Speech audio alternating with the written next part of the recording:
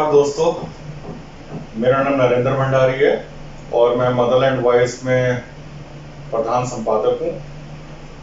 और दोस्तों, आपकी जानकारी में है सभी लोगों की कि भाई कोरोना महामारी तो चली रही है देश में मार्च से, और इसी दौरान जो है एक चुनाव भी आ गया एक राज्य में। बड़ा महत्वपूर्ण मामला है ये वाला।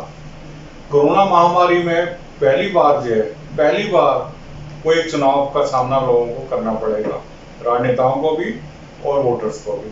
हालांकि इलेक्शन कमीशन ने बड़ी गाइडलाइंस जारी की हैं, कई प्रतिबंध भी लगाए हैं, कई नई चीजें भी गाइडलाइंस में उसमें शामिल की गई हैं कि कैसे रैलियां करनी है, कैसे कार्यक्रम करने हैं, कैसे अपना मैनिफेस्टो जारी करने हैं। इस सारी गाइडलाइंस को जो है सबको फॉलो करना ही पड़ेगा आने वाले टाइम में। हालांकि अभी चुनाव की घोषणा होनी है, लेकिन चुनाव की घोषणा से पहले दोस्तों माहौल काफी गर्मा गया है वहां की राजनीति का। और बिहार का चुनाव होता तो दोस्तों ऐसा माना जाता है कि पूरे देश में जो है माहौल गर्म हो जाता है बिहार से जो है, क्योंकि वहां की राजनीति जो है काफी जो है गर्मा गर्म रही है। और दोस्तों इस बार भी जो है हालांकि चुनावी समीकरण जो है पिछली बार से अलग हटकर हो रहा है। इस बार भी जेडीयू इलेक्शन लड़ेगी, बीजेपी के कैंडिडेट्स लड़ेंगे, एलजेपी के लड़ेंगे, आरजेडी के लड़ेंगे, सीपीआई कम्युनिस्ट पार्टीज भी लड़ेंगी, और हो सकता है कि कुछ छोटे मोटे निर्दलीय भी लड़ेंगे इस बार चुनाव में, और हर बार लड़ते भी हैं ये। इस बार गठबंधन, जो महागठबंधन जिसको कहा जा रहा है, तो उसकी विधिवत अभी तो घोषणाएं होनी है, कितने कैंडिडेट जो है कौन सी पार्टी उतारेगी, उसको लेकर भी अभी जो है मुझे लगता है कि भी राजनीति काफी गरमाएगी और एक तरह से युद्ध का माहौल बन जाता है। आंतरिक युद्ध जो होता है जो राजनेताओं में, संगठनों में, वो एक युद्ध का माहौल जो है शुरू हो जाएगा। एक दूसरे पे दबाव की पॉलिटिक्स भी शुरू हो जाती है इन दिनों के अंदर जो है। और जो दबाव की पॉलिटिक्स है एक तरह से देखा जाए तो चिराग पासवान जी ने शुरू भी कर दी है। तो देखते हैं आगे क्या माहौल बनता है। पर चुनाव जो है काफी जो है एक नए तरीके का चुनाव होगा, और कोरोना काल के दौरान जो है एक पूरे वर्ल्ड का एक तजुर्बा होगा कि भाई इस काल में किस तरह चुनाव होते हैं।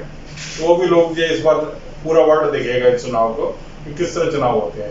तो दोस्तों आज हमारे बीच में मदरलैंड वॉइस के जो मुख्य संपादक संजय उपाध्याय जी हैं।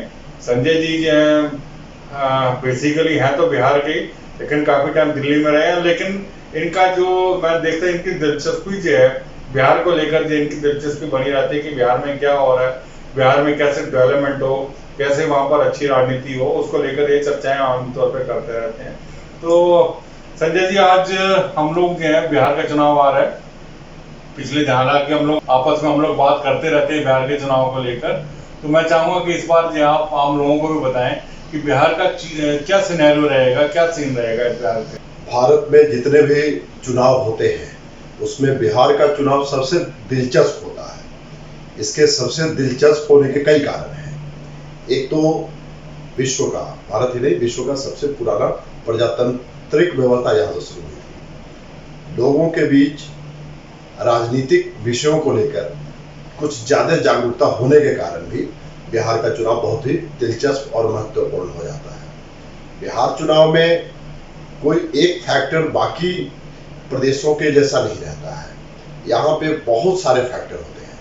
विधानसभा में पार्टी का तो महत्व होता ही है, इसके साथ साथ जातिगत समीकरण का भी बहुत बड़ा महत्व होता है।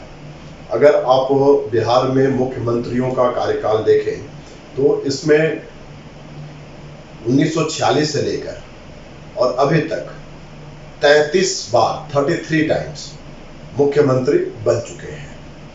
इसमें कई बार लगभग 8-10 बार तो राष्ट्रपति शासन भी लगा है, और पूर्ण कार्यकाल, अपना कार्यकाल पूर्ण करने वाले कुछ एक मुख्यमंत्री ही रहे हैं। सब मुख्यमंत्रियों ने अपना पूर्ण कार्यकाल नहीं किया है। तो इसलिए ये चुनाव काफी दिलचस्प हो जाता है। और इस चुनाव में अभी तो कोरोना का संक्रमण काल भी चल रहा है, और इस कोरोना काल के संक्रमण काल में बहुत इस तरह की बातें होती हैं कि कैसे चुनाव होगा, ऑनलाइन सिस्टम किया जाएगा या मैनुअल सिस्टम रहेगा, या कैसे कैसे चीज़ों को किया जाएगा। ये सब बहुत सारी बातें हैं जिसको भी देखकर ऐसे भी नवंबर के अंतिम सप्ताह तक सरकार का गठन हो जाना है। अब चुनाव आयोग अपना क्या तिथि निर्धारित करती है उसके ऊपर सारी चीजें, हालांकि चुनावी रंग में बिहार अभी से रंग गया, अभी नहीं पिछले 1 महीने से ही रंगा हुआ।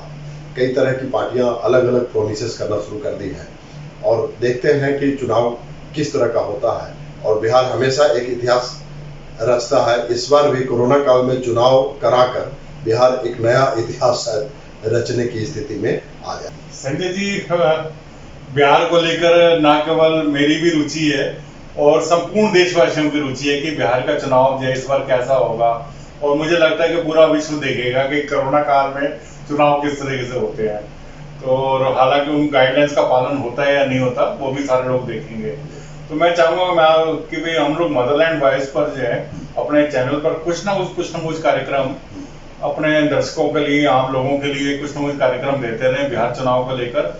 और मैं आपसे रिक्वेस्ट करूंगा कि हमें लगातार समय दें ताकि हम बिहार के बारे में क्या क्या गतिविधियां चल रही हैं, पॉलिटिकल क्या क्या डेवलपमेंट चल रहे हैं, हम लोग आम लोगों को इस बारे में कुछ ना कुछ सूचित करते रहे, जानकारी देते रहे।